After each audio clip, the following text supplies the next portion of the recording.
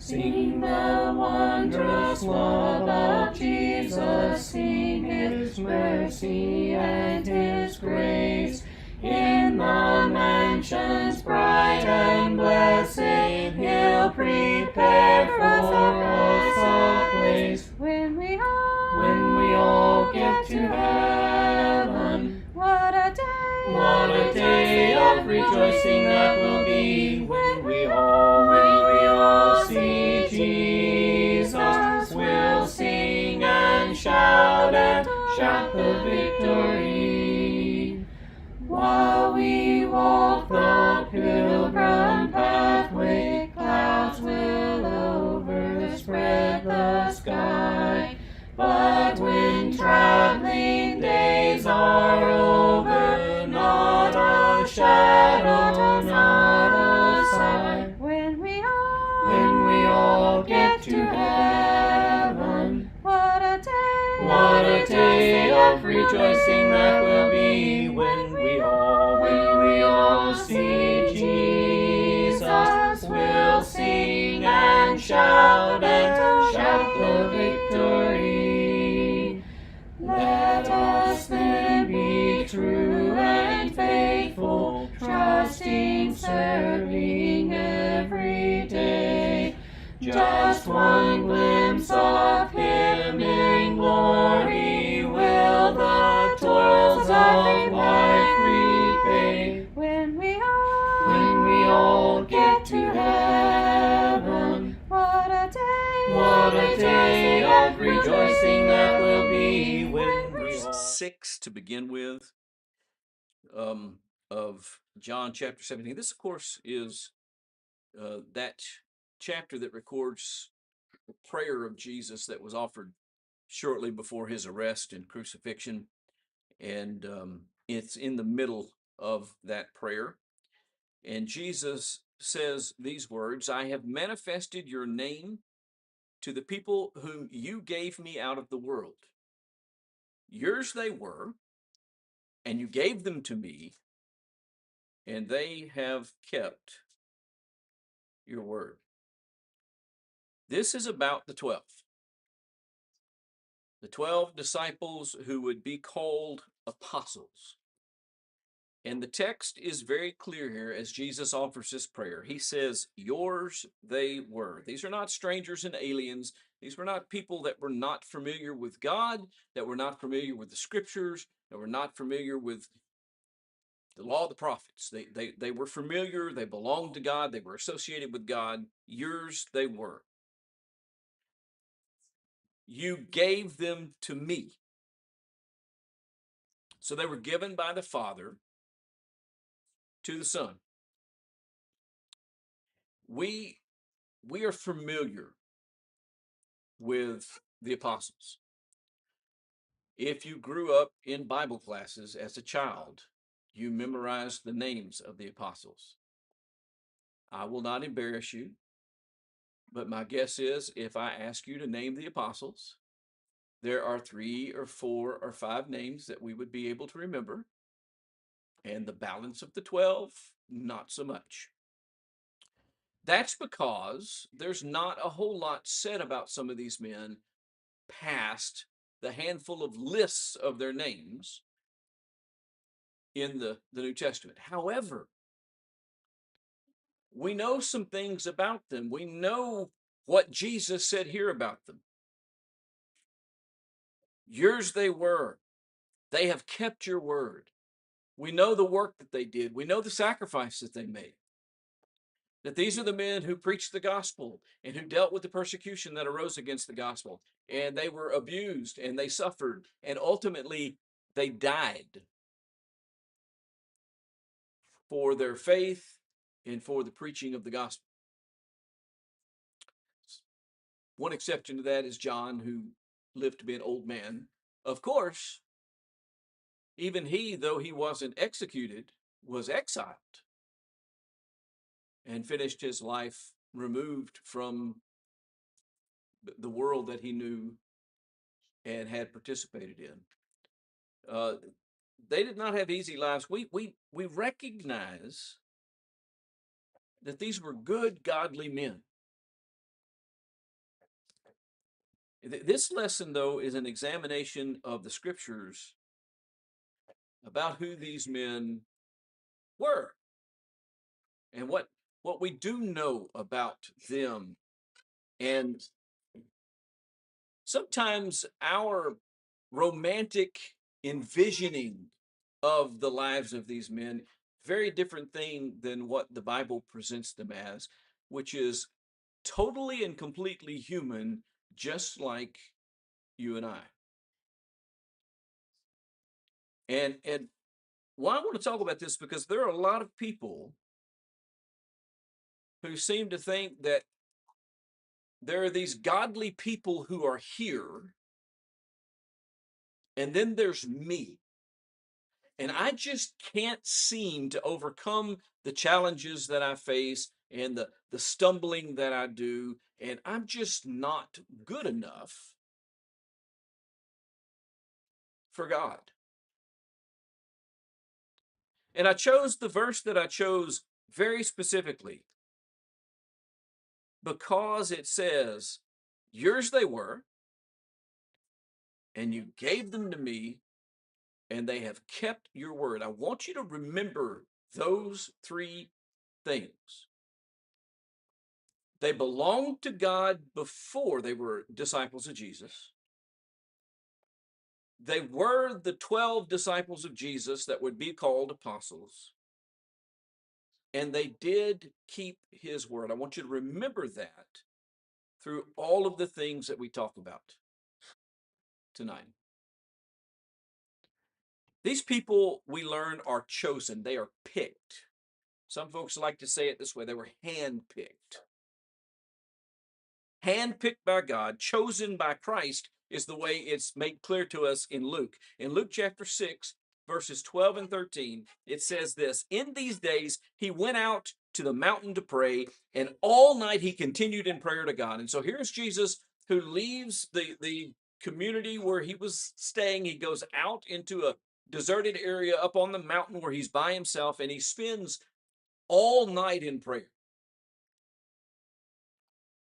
And when day came, he called his disciples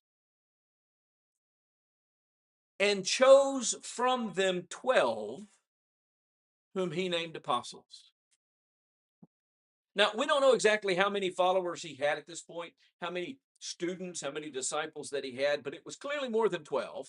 And he spends a night in prayer to God, and then he goes back and he calls all of his disciples to himself. And from all of his disciples, Luke says that he chose 12 of them that he would name apostles.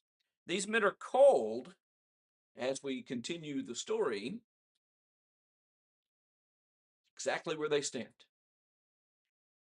Matthew chapter 9 and verse 9, Matthew is sitting in a tax booth when Jesus says, come follow me. In Luke 6 and verse 15, Simon is identified as a zealot. So he is an individual that's identified from the outset as an extremist. That's what the word zealot means. Peter, Andrew, James, and John are fishermen. Uneducated, untrained fishermen. And there is nothing in the record about any refinement of them prior to his choosing them. They didn't start off in those places and then go sign up at the local university and take classes and get a degree and get kind of polished up and trained and fit and ready. And then Jesus says, oh, yeah, you'll do. That's not what happened. They're not corrected and then summoned. They don't get a letter 6 months in advance saying, hey, I'm kind of looking at you and I might be able to use you in service to me, but there's a couple of things that you need to change. And if you can affect these changes, then you can come and go with me. That is not what happens. They don't go through an internship. He doesn't go to Matthew. Matthew said to the tax collector, I'm a little concerned about this tax thing that you're doing. And so I would have you to come follow me and spend 3 months with me. And this will be a trial period. And if it works out, then I'll let you stay. But if you don't develop enough in this internship, then I'll turn you loose. That is not what happens either. They're called and they go. Knowing what they know with the character traits and the personality traits and all the other interesting things that make them individuals that they had, with all of their varied backgrounds, they go. The next thing I want you to notice about the biblical record of these men is their nearness to Jesus did not equal understanding nor morality. You kind of think, or at least I do, maybe I shouldn't impose that upon other people, that here they were and they were with Jesus day after day after day after day, and they had better understanding than anybody else, and they were special, and their character was kind of special. They were the 12. And you might even want to say there were three of the 12 that made an even smaller and closer group to Jesus. And we're going to talk about one of those three too in the next few moments. As we see that nearness to Jesus did not mean that they understood, and it did not mean that they were necessarily moral, self-controlled people. They're brought close enough by Jesus to see things that other people did not see and to hear things that other people did not hear. They witnessed all of the signs that he worked. Not everyone got to witness everything that he did. They heard all of the teaching. Not everyone got to hear all the teaching. I can surmise that there are probably people that heard him speak one time, and that's all they ever heard him. That's all the teaching they got. And maybe it was one of the short parables. And that's what they heard. And that's the only thing they heard. But these people, they got to hear it all. And they didn't just get to hear his public teaching, they also got to hear the things that he said privately to them after the public teaching. Sometimes giving them insight that the rest of the audience didn't receive, as he explained even more fully what he was talking about. A few of them even occasionally got to see some very unique insights into Jesus, spend some very, very personal time with Jesus. When Jesus is in the garden, weeping and praying before he's arrested, there were three of them there. At the transfiguration, there were three of them there. They saw things and experienced. I can't imagine what it would have been like to witness the transfiguration. But three of them got to. That's how close they were. But despite all of that intimacy, despite all of that time, all of that teaching, all of those experiences, this is what the Bible says about them at various times. Mark 6 in verse 52. For they did not understand about the loaves. They had just witnessed a miracle. They had just heard a bunch of teaching connected to that miracle. They did not understand about the loaves, but their hearts were hardened. That's important language. Not only did they not understand, they were refusing to listen. Their hearts were hardened. They wouldn't receive the message. You remember that parable that Jesus taught about the sower? The sower went out to sow a seed. He cast the seed. Some of the seed fell on the wayside. That's what he's doing. These people were the wayside at this point. This is the 12 who belonged to God, who were now his, who were with him all the time, who were seeing everything and hearing everything and were as close to him as any people on the earth could possibly be. And they didn't understand because their hearts were hardened. Chapter 9, verses 31 and 32. He was teaching his disciples, saying to them, the Son of Man is going to be delivered into the hands of men, and they will kill him. And when he is killed, after 3 days he will rise. But they did not understand the saying, and they were afraid to ask him. So there's two things that we hear here. Again, they don't understand. They don't understand it. Just because they were there and they heard it all did not mean that they automatically understood it all. So here again, they don't understand. But beyond that, we get another peek into them. They don't ask.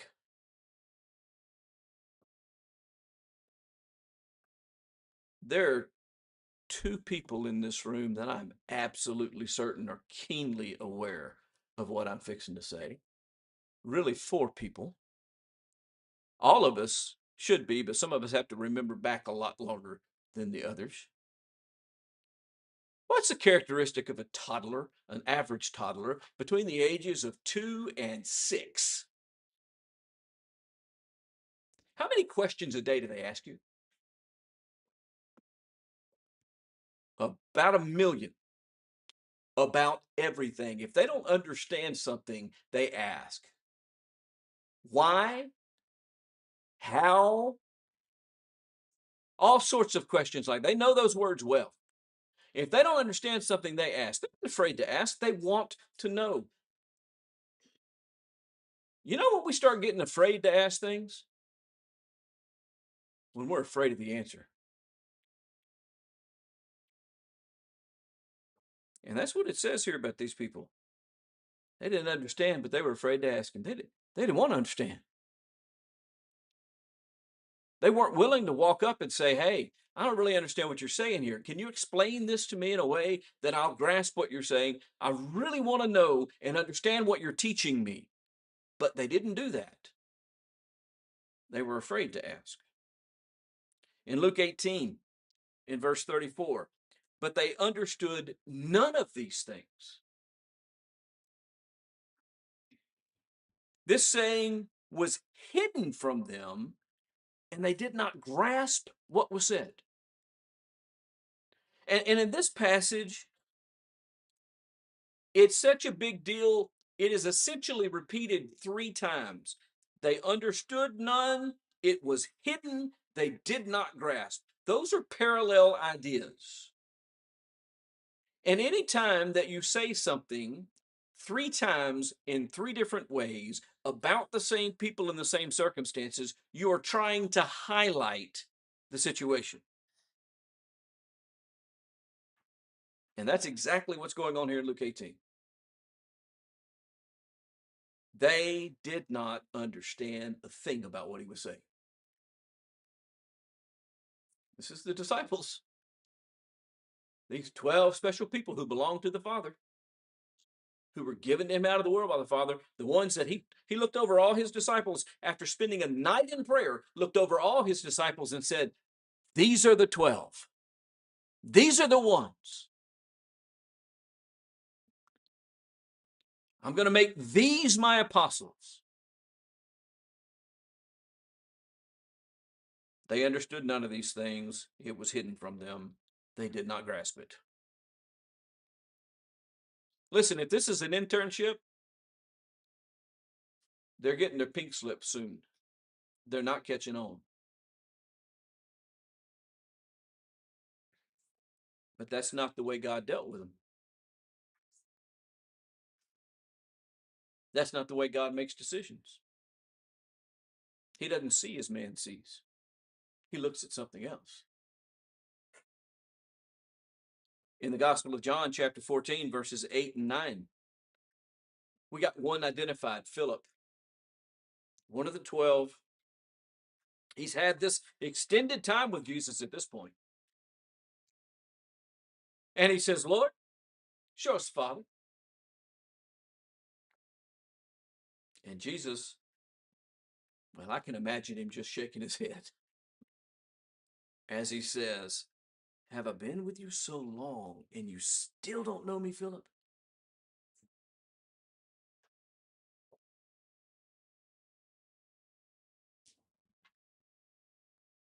And then there's Judas, the special case. John 12:6 simply tells us he was a thief. He was right there with Jesus all the time. He heard all the teaching. He saw all the miracles. He walked with him. Jesus gave him the money bag and entrusted him to take care of their treasury. He was a thief. He didn't become a moral guy just because he was in the inner circle, just because he was close to Jesus, just because he heard all the teaching. Matthew 26, verses 14 and 15 says this: Then one of the 12, whose name was Judas Iscariot, went to the chief priest and said, What will you give me if I deliver him over to you? I want you to think about that for just a moment. This did not start. The idea of betraying Jesus did not start with the enemies of Jesus. Not according to Matthew. They hated Jesus. They were trying to figure out a way to do away with Jesus. They were looking for an opportunity, but it was Judas who had the idea and went to them and said, What will you give me if I deliver him to you?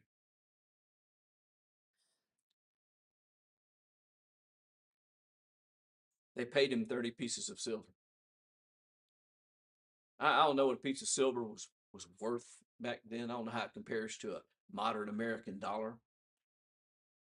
I would like to think that my life is worth more than 30 pieces of silver. I would like to think that my friends who spent day after day with me would think that my life was worth more than 30 pieces of silver. That you couldn't pay somebody.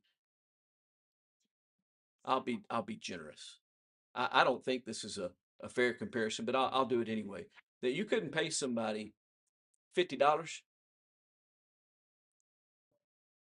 to get them to hand me over so I could be killed.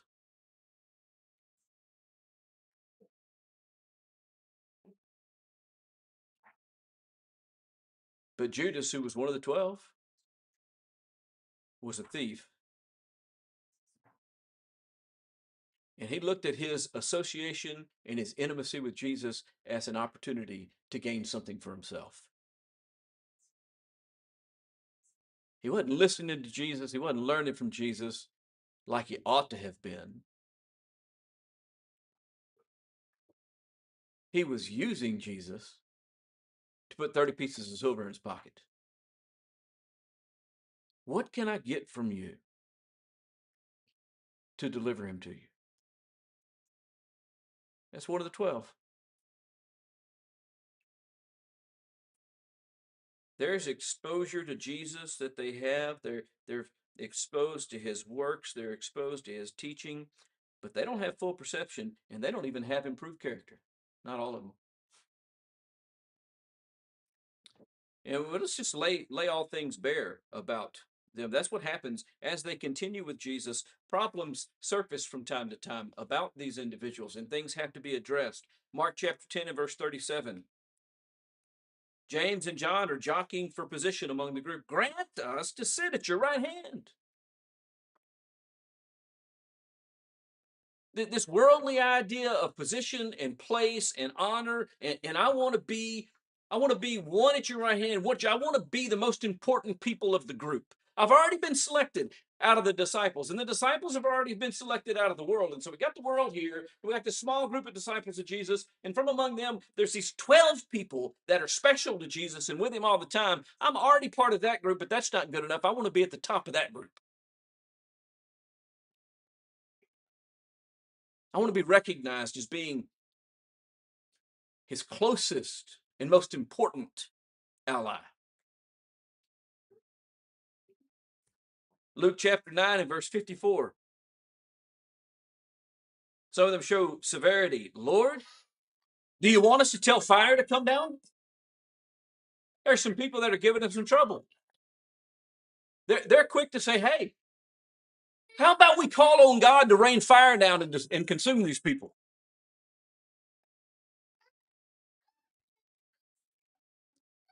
Contentiousness among them. Luke 22 and verse 24. A dispute arose which of them was to be regarded as the greatest. And so we're back to the same idea of wanting to be the greatest disciple. And now I'm arguing with my friends. No, Wesley, you're not. I'm the best.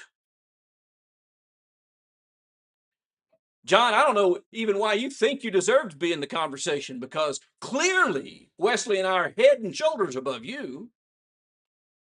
I can't imagine what this whole discourse was, but it says a dispute arose among them as to which one was regarded. They were arguing about who was more significant.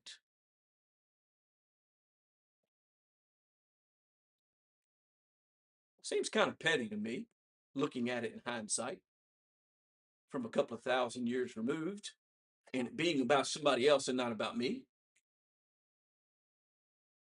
Seems like they had a lot of advantages. It seems like they were already a special group and a special company. They were getting a pretty good deal because, as we talked about this morning, there was a group of wealthy women who were giving them a bunch of money to pay for their food and the things that they needed in life, where they could just go around with Jesus and listen to him preach.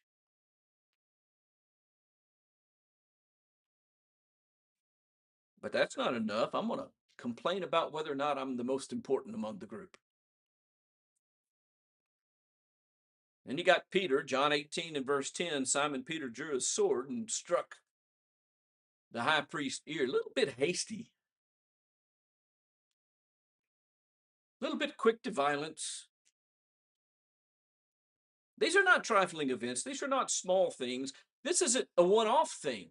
These things come up over and over and over and over again. These are issues that are revealed in the course of their walking with Jesus. Exactly what's supposed to happen, by the way. That is exactly what is supposed to happen when we're exposed to the Word of God. When the standard of what is right is set before us, day after day after day, it exposes our weaknesses and our flaws and the things that we are doing that are contrary to what is right. That is exactly what happened with them. And then we have the fact that the weakness that they did have became action eventually when the pressure came. When push came to shove, when it was actually the time to stand up and be counted, Matthew 26:56 says all the disciples left him and fled.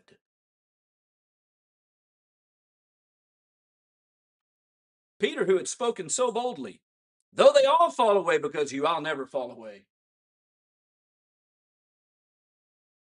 Now, Greg may fail you, John, and Wesley may fail you, and Sean may fail you, and Jeff may fail you, but not me. I'm going to be right there by your side. That's what Peter said to Jesus. They may all fall away, but I'm not going to. He goes on to say in verse 35 of Matthew 26, even if I must die with you, I will not deny you. Bold words. Verse 74. Verse 74 of that chapter. Same night. I do not know the man. This isn't uncertainty on the part of Peter. This is not confusion on the part of Peter. It's denial on the part of Peter. It is Peter intentionally trying to separate himself from Jesus, when he realizes that being close to Jesus puts him at risk, in danger. Even after the resurrection of Jesus, things are not settled in their life. The resurrection doesn't instantly resolve everything. Again, I think sometimes as we read the story, they go and the tomb is empty, and we go, certainly that must have really made a difference with them. Wow.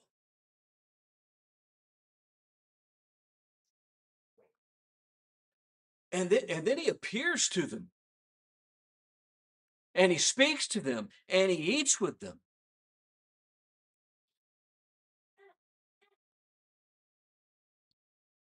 Thomas has a bunch of his friends, his close friends that he spent the last 3.5 years with, say, he's risen. We saw him with our eyes. We talked to him. And he says, unless I see, I will never believe.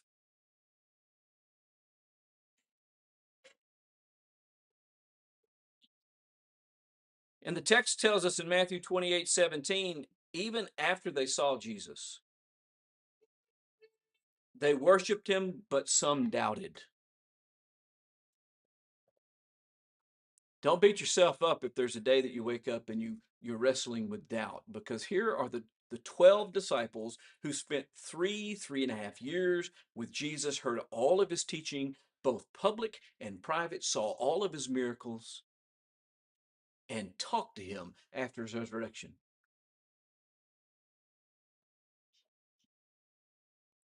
and yet still doubted.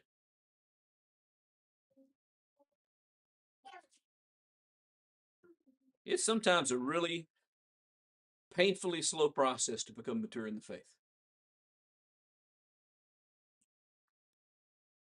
But things can change. Maturity can develop. Peter, who denied him 3 times, is later found speaking openly and boldly about Jesus. Acts chapter 2, verse 14 and following, and chapter 3, and chapter 4.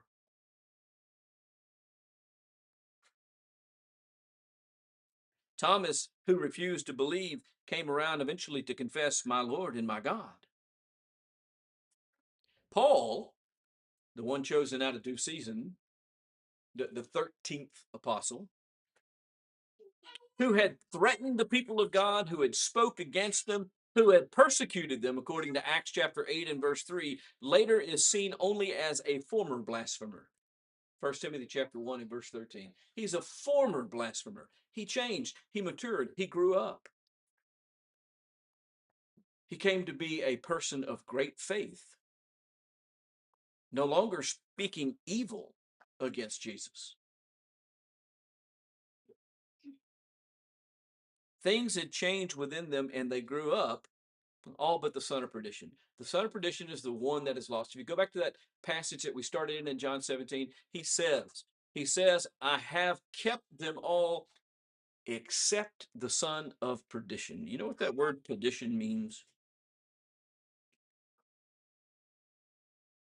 It's an interesting word. It means the son of damnation.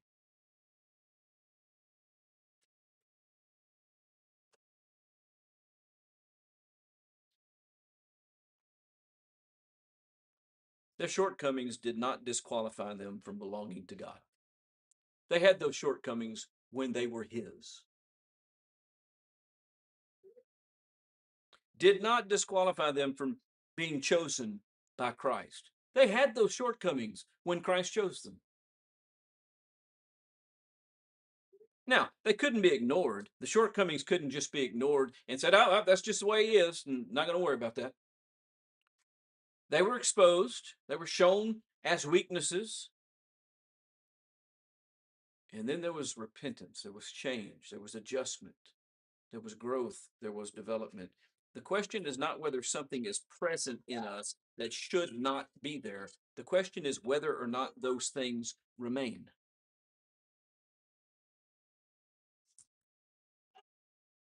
Will it continue in us? Or will we change? Peter doesn't cleave to his failure. He doesn't even become despondent about his failure the way that Judas did. Judas was sorry about what he had done, just not enough to change.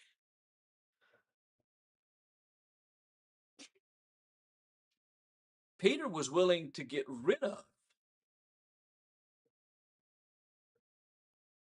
that hastiness and that false boldness and that denial,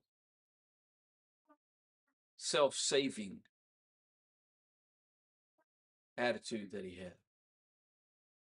By the way, it wasn't perfect with him either, because quite some time later, as he engaged with some Gentile Christians and some Jewish friends showed up, he went, oh, wait a minute, can't have anything to do with those Gentiles anymore. And he had to yet be exposed again. Even after he had preached that fabulous sermon in Acts chapter 2 and done all that great work that he had done. There's still a problem there that had to be worked on and had to be developed. Thomas doesn't hold on to his doubt. Paul doesn't perpetuate his past persecution, but Judas went to his own place. And that presents for us the truth that we have choices.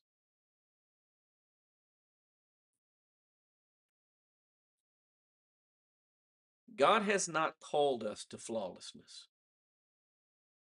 He's called us to faithfulness. These men were not flawless, but they belonged to God. They were faithful to God.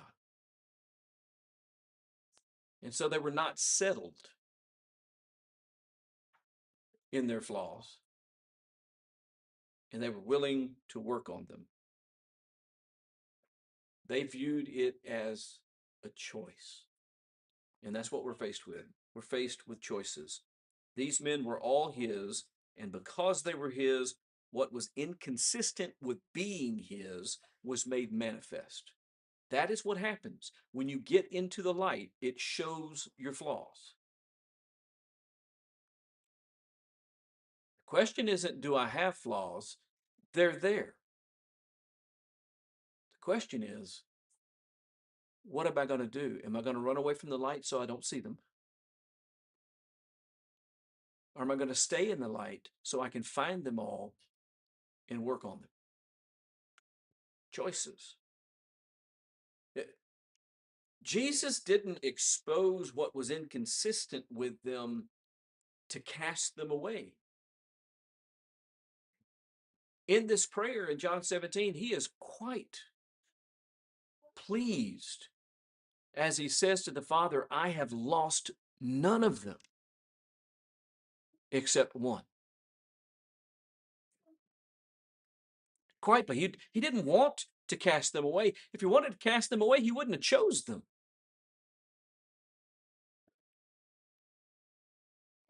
Their inconsistencies were manifest because he wanted to bring them to repentance, because he wanted them to reach their potential, because he wanted them to see what they were able to do. And that same situation stands with each one of us today. We do not have to be flawless to be used by God. We do not have to be flawless to be with him. We don't even have to be flawless for him to say, they have kept my word. What we have to be is faithful. Ready to acknowledge when we're wrong and ready to change what needs to be changed. And that is the picture of those 12 men. Not of supermen of faith who, because of their zealousness, were forever above mistakes, but common men, just like each one of us, fighting and struggling with the same kind of bad attitudes and problems. The difference is they were insistent within themselves that they were going to do what was right when they were confronted with their flaws. And that's what we have to do. We have to be dedicated to the idea that we will be faithful to God no matter the cost. Peter was on to something when he said, even if I have to die, I will stand with you. He was on to something.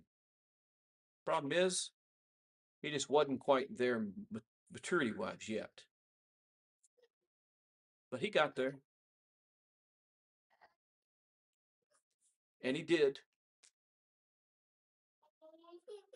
He did, in fact, stand with Jesus, even if he had to die doing so. And that's our challenge. That's what we need to strive for. That's what it means to be a child of God. That's what it means to be a Christian. Is to be dedicated to the principle of growing in knowledge, of growing in faith, of growing in righteousness,